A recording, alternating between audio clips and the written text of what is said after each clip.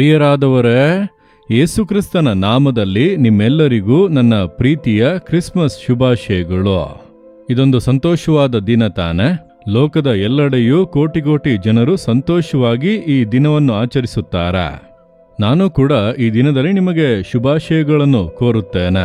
Christmas ಹಬ್ಬದ ವಿಶೇಷತೆ ಏನೆಂದರೆ, ಕೆಲವರು ಚೆನ್ನಾಗಿ ಅಡಿಗೆ ಬಿರಿಯಾನಿ ಎಲ್ಲ ಮಾಡಿ ಅದನ್ನೆಲ್ಲ ತಿಂದು ಸಂತೋಷ ಪಡಬೇಕೆಂದು ಅಂದುಕೊಳ್ಳುತ್ತಾರೆ.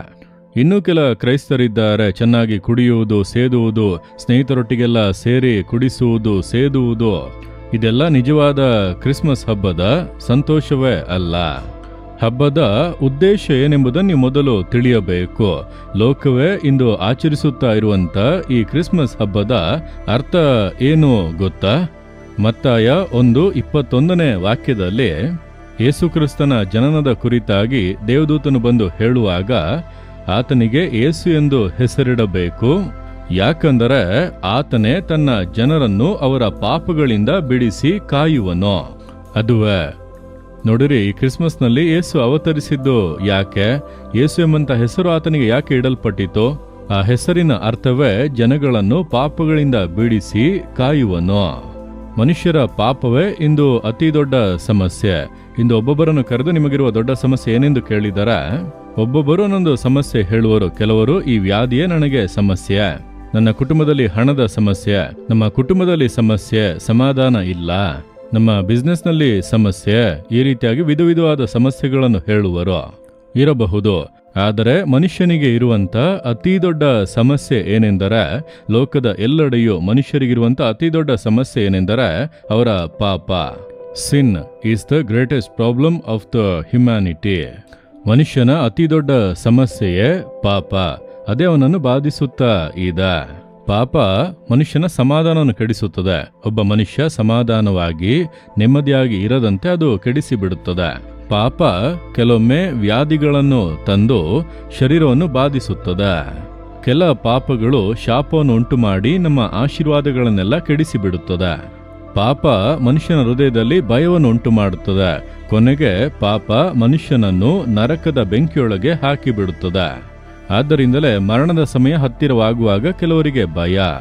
ಈಗೆಲ್ಲ ಕುಡಿದು ಸೇದಿ ಹಬ್ಬವನ್ನು ಆಚರಿಸುತ್ತಾರೆ. ಮರಣ ಬರುವಾಗ ಆಗ ಕಳವಳ ಬರುತ್ತದೆ, ಒಂದು ಭಯ. ಆ ಪಾಪದ ಪರಿಣಾಮ ನರಕದ ಬೆಂಕಿಯೊಳಗೆ ಹೋಗುವಂತ ಒಂದು ಅರಿವು ಬರುತ್ತದೆ, ದೊಡ್ಡ ಒಂದು ಭಯ ಬರುತ್ತದೆ.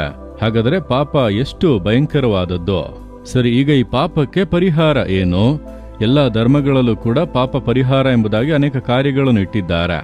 ಪಾಪ ಪರಿಹಾರಕ್ಕೆ ಎಂದು ಹಣವನ್ನೆಲ್ಲ ಖರ್ಚು ಮಾಡಿ ಇದನ್ನು ಮಾಡಿದರೆ ಪರಿಹಾರ, ಅದನ್ನು ಮಾಡಿದರೆ ಪರಿಹಾರ ಎಂದು ಎಲ್ಲ ಧರ್ಮಗಳಲ್ಲೂ ಪಾಪ ಕ್ಷಮಾಪಣೆಗೆಂದು ಕೆಲವೊಂದು ಪದ್ಧತಿಗಳನ್ನು, ಆಚರಣೆಗಳನ್ನು ಇಟ್ಟಿದ್ದಾರೆ. ಅದು ನಿಜವಾ? ಅದು ಬದಲಾವಣೆಯನ್ನುಂಟು ಮಾಡುತ್ತದಾ? ಪಾಪದಿಂದ ಮನುಷ್ಯನಿಗೆ ಬಿಡುಗಡೆ ಕೊಡುತ್ತದಾ ಅಂದರೆ ಇಲ್ಲ. ಮುಂದುವರೆದು ಹಾಗೆ ಮಾಡುತ್ತಾ ಇರುತ್ತಾರೆ ಅಷ್ಟೇ. ಅವರಿಗೆ ಅದರಲ್ಲೇನೋ ನಂಬಿಕೆ. ಕೆಲ ಸುಳ್ಳು ನಂಬಿಕೆಗಳಿಂದ ನಿಜವಾದ ಆಶೀರ್ವಾದವನ್ನು ಕಳೆದುಕೊಂಡು ಹುಡುಕುತ್ತಾ ಇರುವಂತ ಮನುಷ್ಯರೇ ಹೆಚ್ಚು.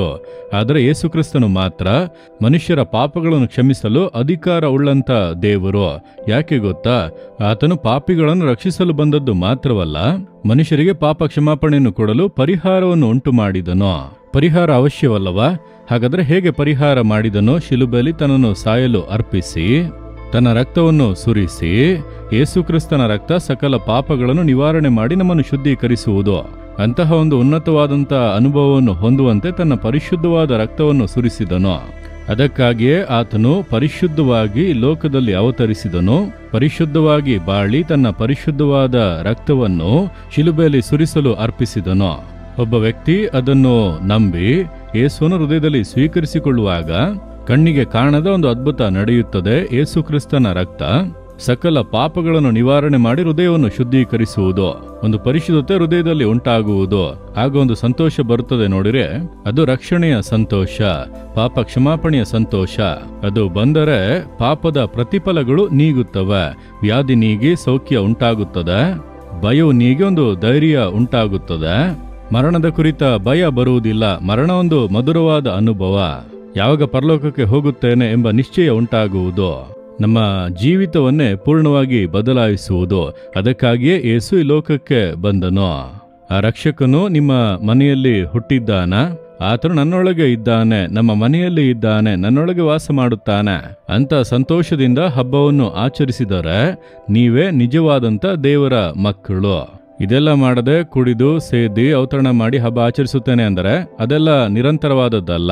ನಿಜವಾದ ಹಬ್ಬದ ಸಂತೋಷವನ್ನು ಹೊಂದಲು ಯೇಸುವಿಗೆ ಹೃದಯದಲ್ಲಿ ಸ್ಥಳ ಕೊಡಿ. ನಿಮ್ಮ ಜೀವಿತವೇ ವ್ಯತ್ಯಾಸವಾಗಿ ಬದಲಾಗುವುದು ಒಪ್ಪಿಸಿಕೊಡುವಿರಾ? ಯೇಸುವೆ, ನನಗಾಗಿ ಲೋಕಕ್ಕೆ ಬಂದಿರಿ, ನನ್ನ ಪಾಪಗಳನ್ನು ಕ್ಷಮಿಸಿ ಪಾಪದಿಂದ ಬಿಡುಗಡೆ ಕೊಟ್ಟು ನನಗೆ ರಕ್ಷಣೆಯ ಸಂತೋಷವನ್ನು ಕೊಡಿರಿ. ಆ ರೀತಿ ಕೇಳಿರಿ, ಇಂದಿನಿಂದ ನಿಮ್ಮ ಜೀವಿತವೇ ಬದಲಾಗುವುದನ್ನು ಕಾಣುವಿರಿ. ಹೃದಯದಲ್ಲಿ ಕೈ ಇಟ್ಟುಕೊಂಡು, ಯೇಸುವೆ, ನನಗಾಗಿ ನನ್ನನ್ನು ರಕ್ಷಿಸಲು, ನನ್ನನ್ನು ಪಾಪದಿಂದ ಬಿಡಿಸಲು ಈ ಲೋಕಕ್ಕೆ ಬಂದಿರಿ, ಶಿಲುಬೆಯಲ್ಲಿ ರಕ್ತ ಸುರಿಸಿದಿರಿ, ನಾನದನ್ನು ನಂಬುತ್ತೇನೆ, ನನ್ನ ಪಾಪವನ್ನು ಕ್ಷಮಿಸಿರಿ, ನನ್ನ ಹೃದಯದಲ್ಲಿ ಬನ್ನಿ, ನನ್ನೊಳಗೆ ವಾಸ ಮಾಡಿರಿ. ದೇವರೇ, ನಿಮ್ಮನ್ನು ನನ್ನ ರಕ್ಷಕನಾಗಿ ದೇವರಾಗಿ ಸ್ವೀಕರಿಸಿಕೊಳ್ಳುತ್ತೇನೆ. ಯೇಸು ಕ್ರಿಸ್ತನ ನಾಮದಲ್ಲಿ ಆಮೇನ್, ಆಮೇನ್.